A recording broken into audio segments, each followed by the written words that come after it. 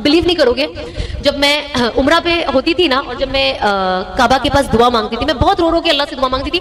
आप यकीन नहीं मानोगे, मैं 2013 से नेक औलाद की दुआ मांगती हूँ और मैं अल्लाह से ये दुआ मांगती थी कि अल्लाह मुझे ना जब आप औलाद दोगे ना तो उसे आलिम बनाना।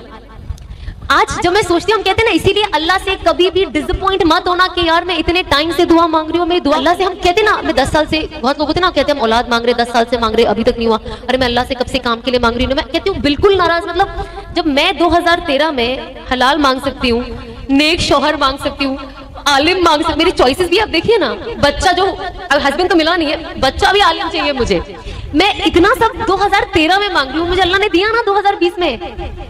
7 साल लगे ना, कितना 7 साल हो गए ना, 7 से 8 साल लगे, पर मिला।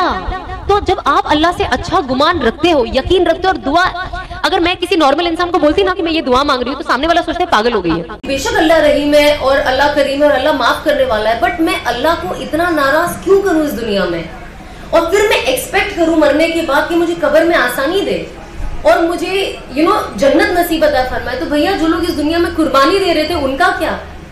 अब आप सब लोग जो बैठे हो और कुर्बानियां दे रहे हो, जो लोग मेरे हिसाब से बचपन से हिजाब करते हैं, नकाब करते हैं, इतनी परहेजगी करते हैं, और मैं अगर उनकी एकदम ऑपोजिट हूँ, तो हम दोनों को इक्वल करना तो नाइंसाफी हो गई ना।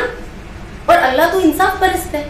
हम तो पढ़ते हैं ना कि कयामत के दिन अल्लाह उस जानवर को भी उठाएगा जिसके सर पे सिंग नहीं था और जिसके पास सिंग था उसे मारा, और उसे कहेगा कि मैंने तुम्हें सिंग दिया, अपना इंतकाम लो।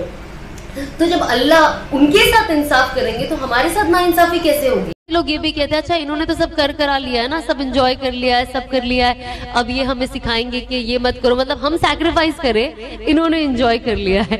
तो अगर आपको ये लगता है कि एंजॉयमेंट है और इसमें इतनी खुशी है, तो मैं इतनी खुशी और एंजॉयमेंट छोड़ के आऊंगी क्यों?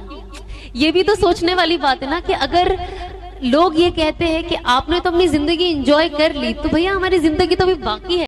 कि सना, अल्लाह तुम्हें कभी ज़ाया नहीं होने देगा और अल्लाह तुमसे बहुत काम लेगा।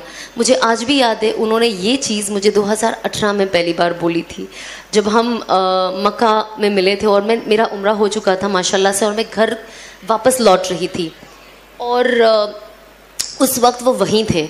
तो हमारी एक बहुत छोटी सी 2 मिनट की मुलाकात हुई, और मैंने ऑफकोर्स इनका नंबर था, और जब मैं वापस आई तो मैं उनसे पूछती थी, कोई ना कोई भी मुझे डाउट होता था तो मैं उनसे पूछती थी।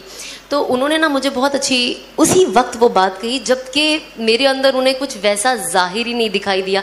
बट होता है ना, कुछ इंसान जब हम किसी से मिलते हैं तो वो जैसे बात करता है, या जो उसके अखलाक होते हैं और जो उसका तरीका होता है, उससे लगता है कि नहीं यार, मैं इस इंसान को इतने अच्छे से नहीं जानती या जानता, बट इंसान अच्छा है।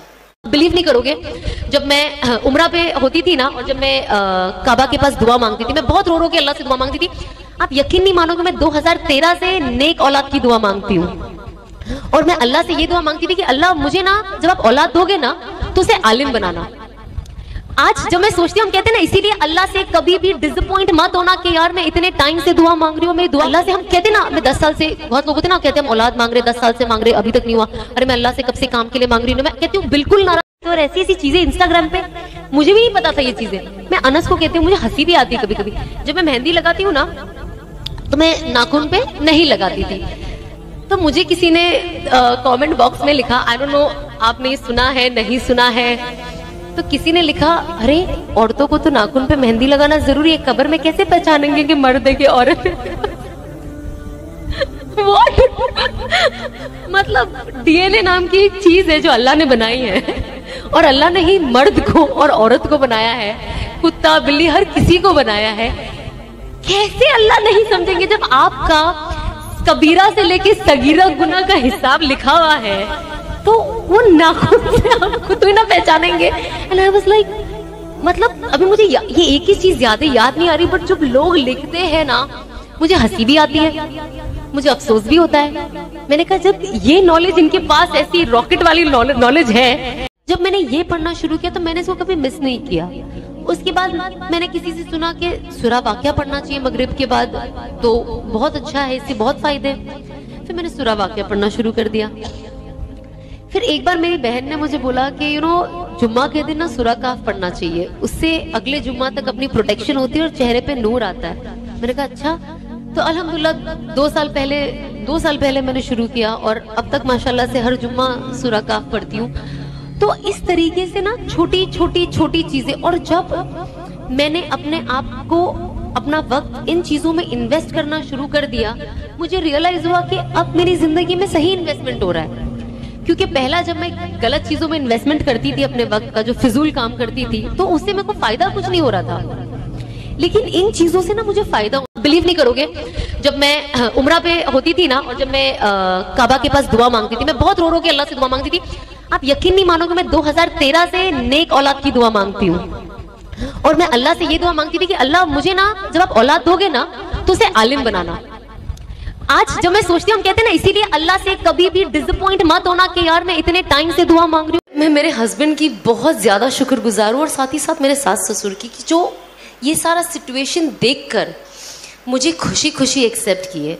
मेरे हस्बैंड ने एक इतना बड़ा स्टेप लिए, क्योंकि होता ना, जो इंसान आलिम होता है तो उनके जो सराउंडिंग वाले होते हैं, वो उनका दिमाग, कुछ लोग, नॉट ऑल, कुछ लोग ऐसा दिमाग में फितूर बिठा देते कि सामने वाला जो कुछ करना भी चाहता है तो उसे नहीं करने देते, क्योंकि उसको इतना डाउटफुल कर देते हैं कि आप तो इससे शादी कर रहे हो, ये टिकेगी कि नहीं। मतलब मेरी निकाह पे तो ऐसी ऐसी बातें उठी थी, मैं टिकूंगी कि नहीं, शादी मेरी 6 महीने भी नहीं टिकेगी, और मैं वापस वही हो जाऊंगी जो मैं थी। और मैं अल्लाह को यही कहती थी कि अल्लाह मुझे सब्र दे, और इन सबको दिखा दे कि ये लोग कितने गलत हैं। और शायद जब वक्त जाएगा और लोग देखेंगे, तो शायद अपना नजरिया बदले। अब मैं आपको बताती हूँ, चेंजेस ना ऐसी छोटी छोटी चीजों से आती है, ऐसा नहीं कि इमिडिएटली आ जाएगी। मैंने किसी से सुना कि सूरा वाक़िया पढ़ना चाहिए मगरिब के बाद, तो बहुत अच्छा है, इससे बहुत फायदे। फिर मैंने सूरा वाक़िया पढ़ना शुरू कर दिया। फिर एक बार मेरी बहन ने मुझे बोला कि जुम्मा के दिन ना सूरा काफ पढ़ना चाहिए, उससे अगले जुम्मा तक अपनी प्रोटेक्शन होती है और चेहरे पे नूर आता है। मैंने कहा अच्छा। तो अल्हम्दुलिल्लाह 2 साल पहले मैंने शुरू किया, और अब तक माशाल्लाह से हर जुम्मा सूरा काफ पढ़ती हूँ। तो इस तरीके से ना छोटी छोटी चीजें, और जब मैंने अपने आप को, अपना वक्त इन चीजों में इन्वेस्ट करना शुरू कर दिया, मुझे रियलाइज हुआ कि अब मेरी जिंदगी में सही इन्वेस्टमेंट हो रहा है।